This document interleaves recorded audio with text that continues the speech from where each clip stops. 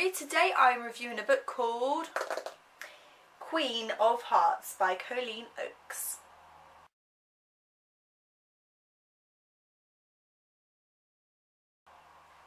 This is not a story of a happily ever after. It's the twisted YA origin story of an infamous villain. Dinah is Princess, the future Queen of Hearts, who will one day reign over Wonderland. Unaware of the dark depths of her kingdom, she longs only for her father's approval and to reign with the boy she loves. But when betrayal breaks her heart and threatens her throne, Dinah is launched into the dangers of Wonderland. She must stay one step ahead of her enemies or she'll lose not just only her crown, it will be off with her head. Evil is brewing in Wonderland, and maybe, most frighteningly, in Dinah herself. The first in an epic imaginative series tells the origin of one of the infamous villains, the Queen of Hearts. Ooh. Evil is rising in Wonderland. So that's the cover of the book. So obviously it's not a paperback, so I can't show you the back cover or anything.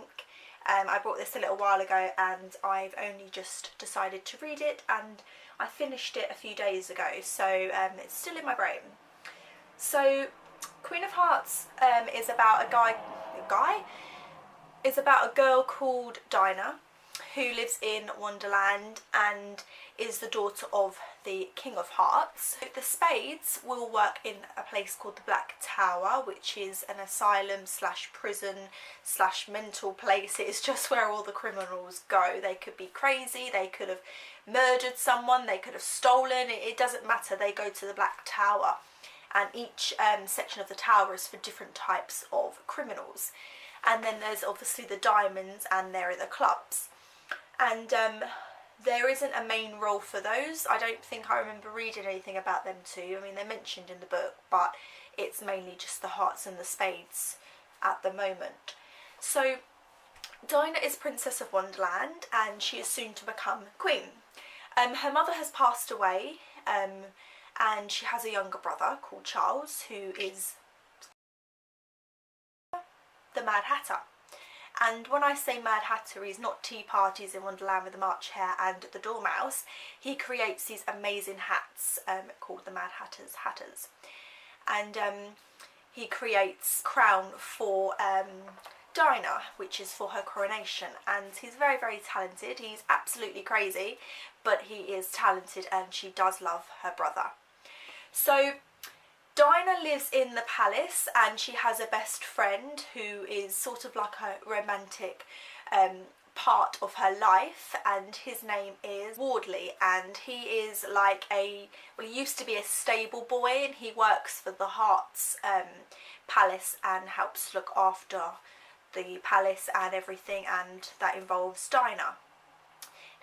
Dinah has a personal sort of teacher, mentor, advisor kind of guy, and his name is called Harris, and he's supposed to be the White Rabbit. So her father, to me, is the villain of this story. So we always know about the infamous villain, and we always know about her being the Queen of Hearts, off with your head, and hunting down basically Alice in Wonderland and playing croquet with the flamingos. And then you see her in the Looking Glass and things like that. So you see her as a villain, okay? But in this, actually you see it as the King of Hearts. He's the villain. He's the one that doesn't like his daughter. He's the one that is rude and nasty and obnoxious and arrogant and loud and aggressive. He's just not this very nice person. And it's kind of weird to see that, because you always know it to be the queen, and you know, her king is always just, well, how I've seen him from the Disney adaptation, he's this small little quiet man who says, oh no, please let's just have a trial. He doesn't want to have an argument, he doesn't want to be this horrible person, but the Queen of Hearts, she is. So in this story, her father hates her, literally despises her, and he makes that very obvious. And Dinah complains about this to Harris, and he says, no, no, no, your father does love you, and he brings up all these sort of excuses, but you can read through the lines and you can read that he doesn't like his daughter. He doesn't like his son, her little brother, either. He never visited him in his house, his little room that he stays in, because he's mad, he's crazy. Everyone just pretends that he doesn't exist. He's got his like nanny and his maid, you know, and he's got all that kind of thing, and housekeepers and whatever. So he's got all that, and Charles is such a cute little boy, and you do feel sorry for him because, you know, it's not his fault that he's crazy, and at least he's got his sister that does love him. And then all of a sudden, one day, they're in the hall, they're having like a speech or whatever, and the king is there, and all of a sudden he introduces somebody. He introduces a girl called Victory, and she ends up being, spoiler, Dinah's half-sister. So there's these people called the Yuriki, and they live in the Yuriki mountains, and you'll find Wonderlanders and Yurikis, and I hope I'm saying all these names correctly. If I'm not, then I apologise. I'm really bad at pronouncing and I'll try my best, but if I'm wrong, I'm wrong. So they live in the mountains, and the Wonderlanders had a war, had a battle with one of the chiefs, and her father got on the back of one of the Horn Hoovers, which is sort of, I don't think that's how you say it.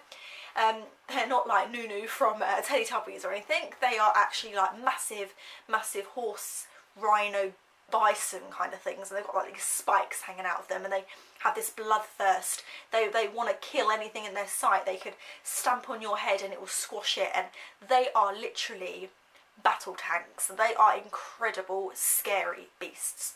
So he gets on the back of one of them, and he goes out and he tries to destroy these Yurikis and their tribes and etc. So whilst he's out there, he finds this lady, and apparently he was needing a bit of comfort, and long story short, she bared his child, and he finds that out when Dinah is on her way to her coronation. So there's a few weeks, months left, and then she's going to be crowned Queen of Wonderland, and all of a sudden this long lost sister appears. Now Dinah does not like her, and it's not just because her father cheated on her mother to have her. I mean, he didn't know about it. I don't think that was his intention. It's not made clear that it was, but it wasn't his intention, put it that way. He didn't know that this was going to happen, so we think at the moment. It might change, I don't know, but he does not know this. So she's turned up. Dinah hates her because her father adores her. That is the impression you get right from the start. It changes slightly throughout the end of the book. You do see a sudden change, and you're not sure what the change is. It could be leading up to the end, or it could just be a shift in the balance between their friends, well, their father and daughter-ness, okay? So Dinah hates her because of that. I don't know if Dinah would have liked her if the situation was different. She might have hated her because of what had happened, because her father had cheated on her mother, but she may have actually had an ally there. But I don't know that. We don't know that, because the story goes that she hates her because of her father.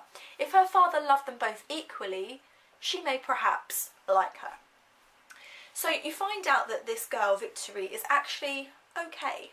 I mean, she's been visiting, spoiler, her brother, Charles, in his room and keeping him company. And whether that's just a case of wanting to get in with the family, or it's a case of actually wanting to get to know her half-brother, either way, I don't see that as such a bad thing. So as the story goes, there are secrets. There's a guy called Cheshire, who's meant to be the Cheshire Cat, but he is the advisor of the king. So Alice doesn't particularly like him. She thinks he's slimy and a weasel, and does not trust him, and knows that whatever happens, he's on her father's side. And although that's good for an advisor, it might not be the right side to always be on.